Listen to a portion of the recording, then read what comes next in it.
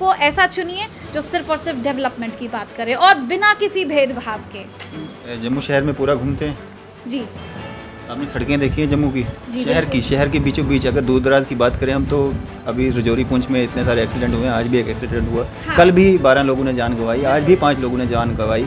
और जम्मू शहर के बीचों बीच बस स्टैंड की अगर हम बात करें, गांधीनगर के कुछ बड़ी सारी रोड्स हैं, जी। छन्नी की रोड्स हैं, खड्डे हैं, बुरी हालत हो रही है। बस स्टैंड में परसों एक जवान ने अपनी जान गंवाई है, तो कहाँ पे है डेवलपमेंट? क्या वो ज़रूरी नहीं है कि सड़कें साफ़ सुथरी हों, सिर्फ चालान काटने हैं, रेवेन्यू इकट्ठा करना है, वो डेवलपमेंट है? आपकी इस बात को मैं बोलती हूँ कि देखिए अभी इस वक्त हर जगह कंस्ट्रक्शंस चल रही हैं, बहुत सारी ऐसी जगह हैं, बहुत सारी ऐसी रोड्स हैं जो डाइवर्ट कर दी गई हैं। कंस्ट्रक्शन करने के लिए काम तो चलेगा ही ना। अगर आपको डेवलपमेंट चाहिए तो थोड़ी देर के लिए आपको कॉम्प्रोमाइज़ कभी करना पड़ेगा, लेकिन लोगों से भी मैं ये एक जाने जा रही हैं, जाती रहे, खड्डे जहाँ के वहाँ हैं, वहीं उनकी क्वालिटीज़ अच्छी लगती है, उनका डांस अच्छा लगता है जब वो लोगों के बीच में जाकर के डांस करते हैं, या वो जो झूठे वादे करके आते हैं वो अच्छा लगता है, या लोगों को झूठे आश्वासन दे करके आपका काम हो जाएगा, आप जाओ कोई बात नहीं है, सर से बला टाल देनी है, प्रोटेस्ट में जाके वो आश्वासन दे करके आ जाते हैं, डेली वेजरों को वो आश्वासन दे के आ जाते हैं, लेकिन वो बेचारे आज भी वहीं पे हैं।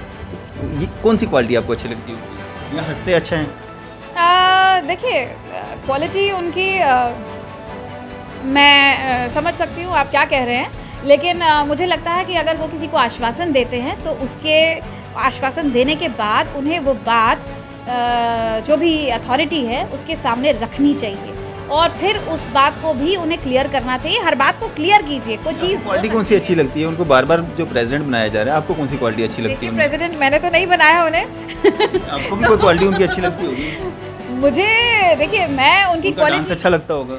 देखिए मुझे उनकी क्वालिटी से कोई लेना देना नहीं है, मुझे भारतीय जनता पार्टी में लेना देना है। तो एलजी सर को अपने आसपास कम से कम 10 एडवाइज़र्स रखने चाहिए जो लोकल हों, जो आम जन यहाँ से निकले हुए हों, कश्मीर के हों कश्मीर की बात करेंगे, जम्मू के हों वो जम्मू की बात करेंगे। आज तो मुझे नहीं लगता उनको ये पता है, उनके आसपास जो भी लोग हैं उनके पास आप जाके अपनी अर्जी दीजिए, आप उन्हें बोलिए यहाँ पर किसी भी गली का नाम लीजिए, उन्हें पता है? उन्हें कोई नहीं पता कि किस गली में क्या हो रहा है, या वो गली कहाँ पर है, वो है कहाँ पर यही नहीं पता।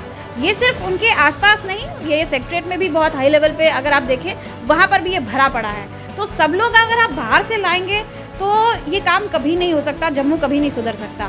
जम्मू बाहरी राज्यों के वोटर आपको चाहिए, लेकिन बाहरी राज्यों के अफसर आपको नहीं चाहिए। बिल्कुल देखिए वोटर इसलिए चाहिए क्योंकि वोटर वो कई सालों से यहाँ पर काम कर रहे हैं, वो अपनी सर्विसेज दे रहे हैं, लेकिन जो बाहर के राज्य से जो लोग काम करने आ रहे हैं वो काम करने के लिए यहाँ पर आ रहे हैं। क्यों? क्योंकि उन्होंने दोबारा मौका मिलेगा, लोग मौका देंगे दोबारा वो चीज़ें दिखाने के लिए। देखिए लोग मौका भारतीय जनता पार्टी को देंगे, क्योंकि मैं फिर कहती हूँ कि भारतीय जनता पार्टी ने जो पॉलिसीज लाई हैं, भारतीय जनता पार्टी से चुनने में, नुमाइंदे चुनने में गलती हुई है? नहीं, गलती नहीं होती जब तक आप किसी को जानते, जब आपने किसी को देखा ही नहीं काम करते हुए, तो एक्सपेरिमेंट करते करते तो आप लोगों का नुकसान कर रहे हैं ना। एक्सपेरिमेंट अगर आप किसी पे कर रहे हैं कि हम इसको देखेंगे, आजमाएंगे कैसा काम करेगा, आप तो लोगों का नुकसान कर रहे हैं ना। आपकी पार्टी का क्या जा रहा है? देखिए सबसे बड़ा एक्सपेरिमेंट तो ये था कि पीडीपी के साथ में एक गठबंधन था करते हैं। मैम अगर आपकी बात की जाए, आप भारतीय जनता पार्टी जम्मू कश्मीर में किस ओहदे पे हैं, किस बेस पे आप भारतीय जनता पार्टी की तरफ से जो है बात करते हैं? क्योंकि आपको कभी देखा नहीं, त्रिकोटा नगर में 5 स्टार जैसा उनका ऑफिस है, कभी आपको वहाँ पे नहीं देखा। आप अपने ऑफिस में होती हैं, अपने ऑफिस से हमेशा बात करती हैं। किस पद पे हैं आप और क्यों नहीं आपकी इन लोगों के साथ बनती है?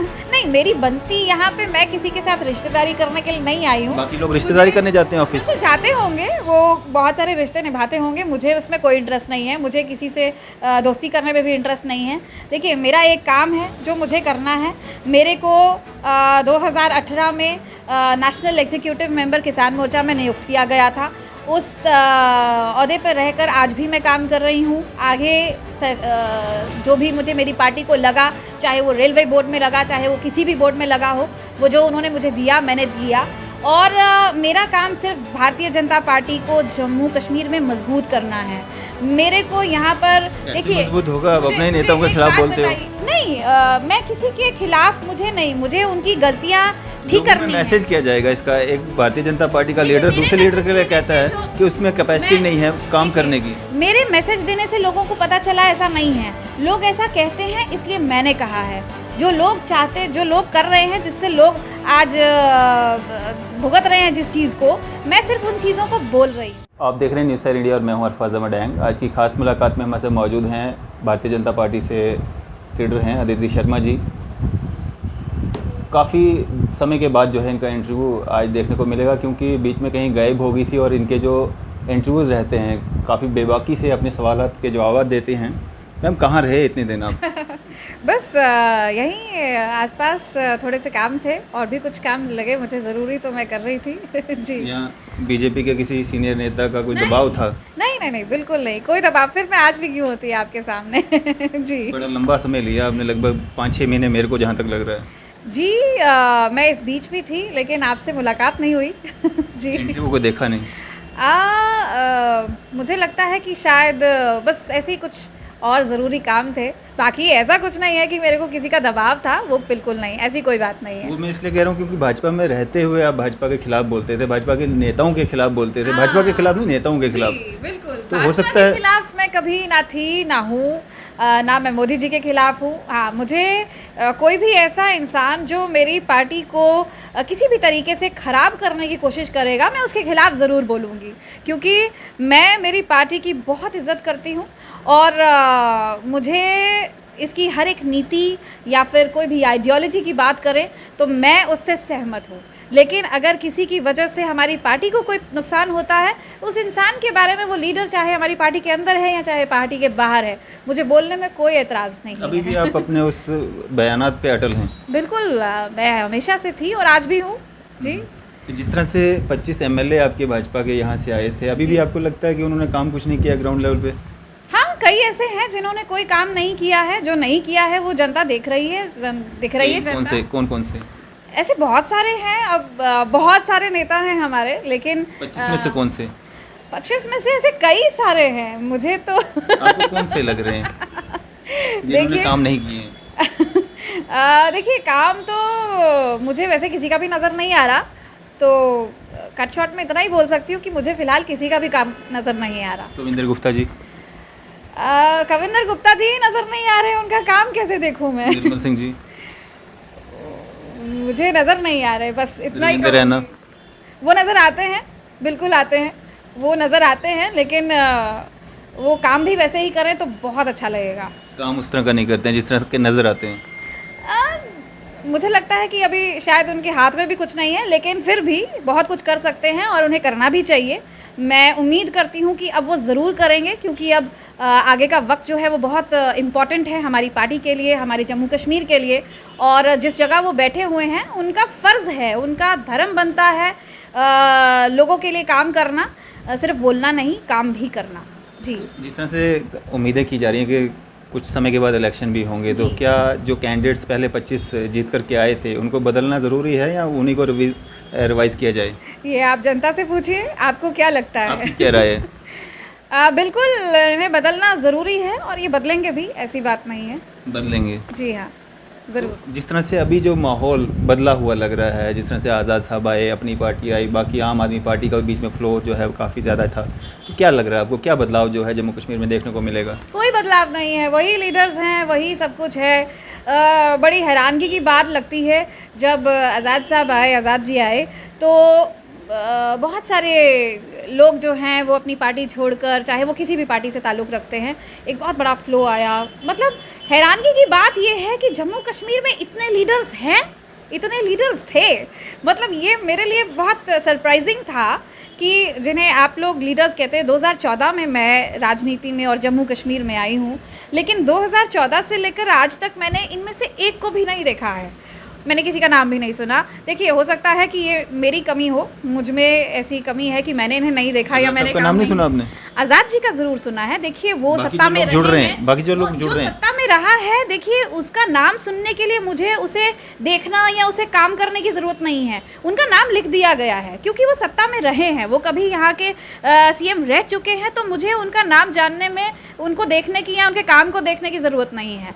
तो देखिए, मैं लीडर उस इंसान को मानती हूँ जो सत्ता में ना रहकर भी कहीं पर दिखाई देता है, सत्ता में ना रहते हुए भी उसका नाम दर्ज भी नहीं हुआ, लेकिन तब भी लोगों की ज़बान पे उनका नाम है। वो लीडर होता है, वो असली नेता होता है। वो नेता नहीं होता खाली जिसको किसी की, उसकी पार्टी ने अगर बना दिया है, कहीं पर भी किसी जगह रखा है, तो उस वजह से अगर लोग उसे जानते हैं।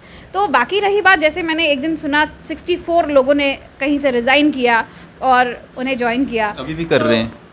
हाँ, मतलब 64 एक बड़ा आंकड़ा है, इसलिए मैं उस 64 की बात कर रही हूँ। मैंने न्यूज़ में देखा था। तो वो 64 मतलब आप जानते हैं कि अगर किसी एक जम्मू कश्मीर जैसे छोटे से एक यूटी में अगर 10 लीडर्स भी अगर हों तो बहुत होते हैं। 64 लीडर्स आप उन्हें कहते हैं, लेकिन मैंने कभी आज तक उनका नाम ही नहीं सुना, ना मैंने कभी उन्हें देखा है। 2014 से लेकर आज तक आप मुझे बताइए उन्हें आपने कहाँ देखा। मैं तो पूरे जम्मू और कश्मीर में गई हूँ, आप जानते हैं मैंने कश्मीर का कोई कोना नहीं छोड़ा, कोई कॉर्नर नहीं छोड़ा है, जम्मू का कोई कोना नहीं छोड़ा जहाँ पर मैं नहीं गई, लेकिन मैंने कभी इन लोगों को नहीं देखा। तो देखिए, मैं इन लोगों की मैं पूरी इज़्ज़त करती हूँ, रिस्पेक्ट करती हूँ, मुझे करनी भी चाहिए, ये बहुत पुराने हैं, लेकिन मुझे लगता है कि ये उस वक्त के हैं जो आज वक्त नहीं है। तो आज वक्त की जो डिमांड है, मुझे लगता है कि ये वक्त किसी और तरह के लीडर्स को चाहता है। तो मैं जम्मू कश्मीर के लोगों से भी ये एक्सपेक्ट करती हूँ कि आप सिर्फ यही देखकर ना चलें कि कोई कितना पुराना है, उसके काम को देखिए। मुझे अगर काम नज़र नहीं आया या मेरे बहुत सारे लाखों सपोर्टर्स को काम नहीं आया नज़र, तो मुझे लगता है कि उसमें कोई ना कोई कमी है। अदिति, आपको ना ही भाजपा में कोई लीडर नज़र आता है, ना ही अपोजिशन में कोई लीडर नज़र आता है। आपकी नज़र में लीडर है कौन? मोदी जी खुद तो आएंगे नहीं जम्मू कश्मीर में काम करने। बिल्कुल, देखिए, मैं ऐसा नहीं है भाजपा में या किसी और उसमें लीडर्स मुझे नज़र नहीं आते, लेकिन मैं सिर्फ ये कह रही हूँ कि अगर कहीं पर कोई नेता होता, जैसे मैं इनकी बात कर रही थी, मैं इनकी खासकर इनकी बात की, मैंने उससे पहले उन्हीं की बात चल रही थी ना। बिल्कुल, मैंने काम स्टार्ट हमने भाजपा से ही किया था। दे आर लीडर्स, लेकिन मैं उनके काम की बात कर रही हूँ। मुझे वो इतने एफिशिएंट कहीं नज़र नहीं आते, क्योंकि जम्मू कोई इतना बड़ा शहर नहीं है जिसको बनाने में या जिसके लिए काम करने में बहुत रिसोर्सेज की ज़रूरत पड़ेगी। बहुत छोटा सा शहर है, यहाँ से शुरू होता है, एक ही दिन में आप पूरा जम्मू कवर कर सकते हो अगर आप चाहो तो।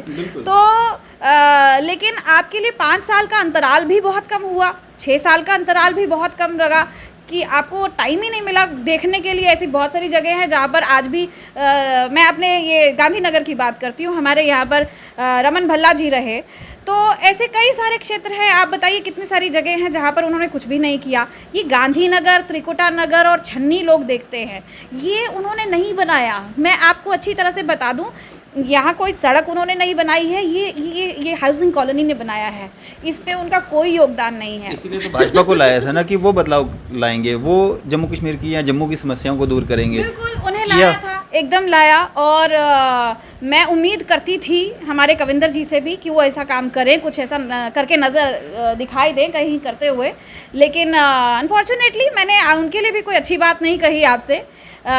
खैर, मैं ये भी कहूँगी कि शायद जो वो कहते हैं कि पीडीपी ने हमें काम नहीं करने दिया, लेकिन फिर भी वो एक स्पीकर थे और उनके पास बहुत सारी पावर थी।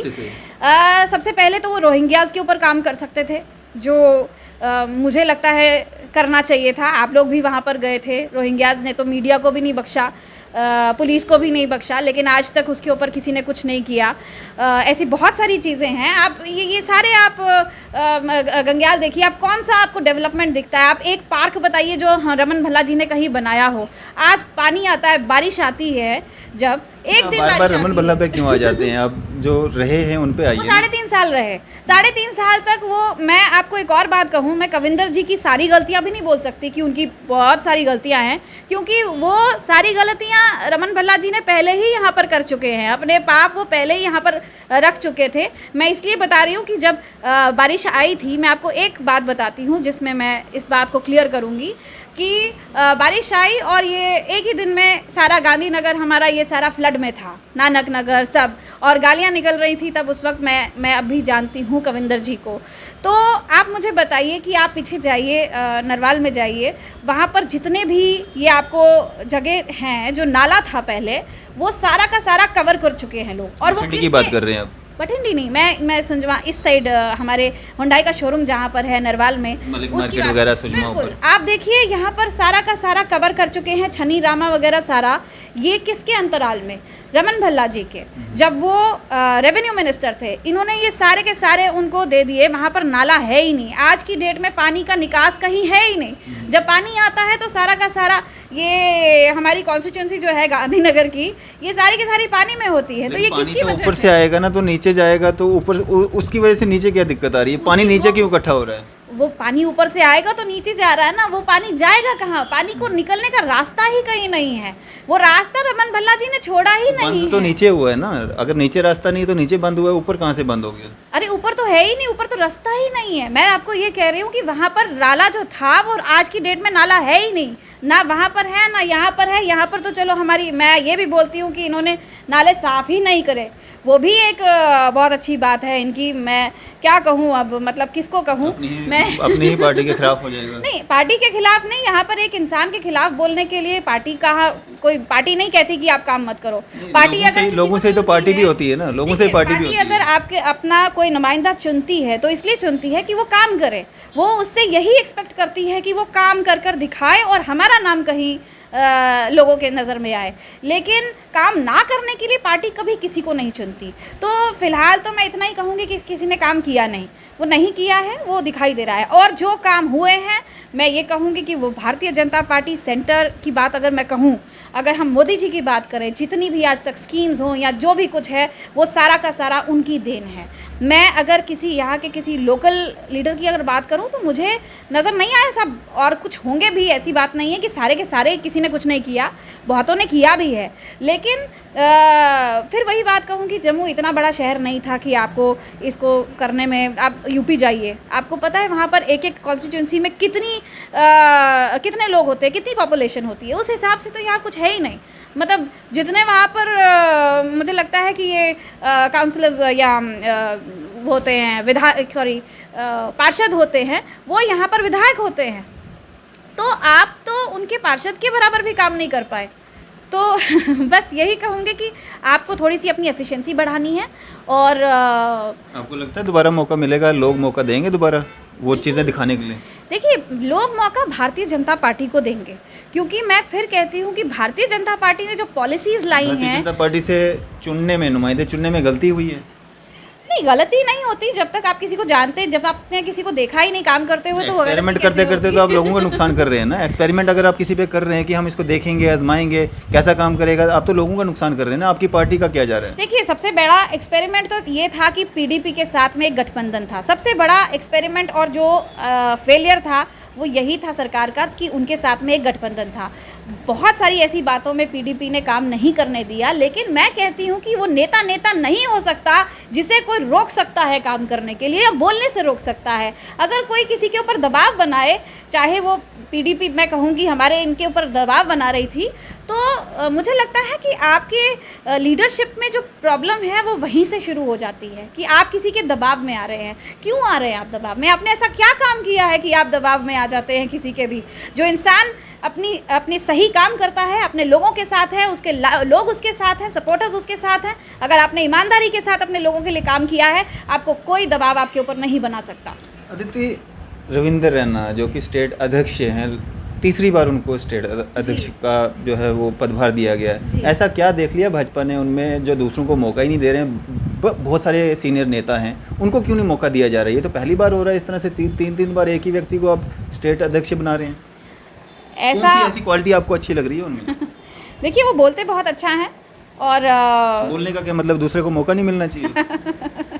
नहीं, देखिए, ये तो इस बारे में तो मैं नहीं कह सकती, क्योंकि ये सेंटर गवर्नमेंट पार्टी का कहना है। अगर उन्होंने कोई डिसीजन लिया है तो उसकी हम रिस्पेक्ट करते हैं। अगर उन्होंने उनको अध्यक्ष बनाया है तो बिल्कुल वो बनाएं, ऐसी बात नहीं है। लेकिन मैं इसमें ये कहूँगी कि रविंदर रैना जी को इसमें ये सोचना पड़ेगा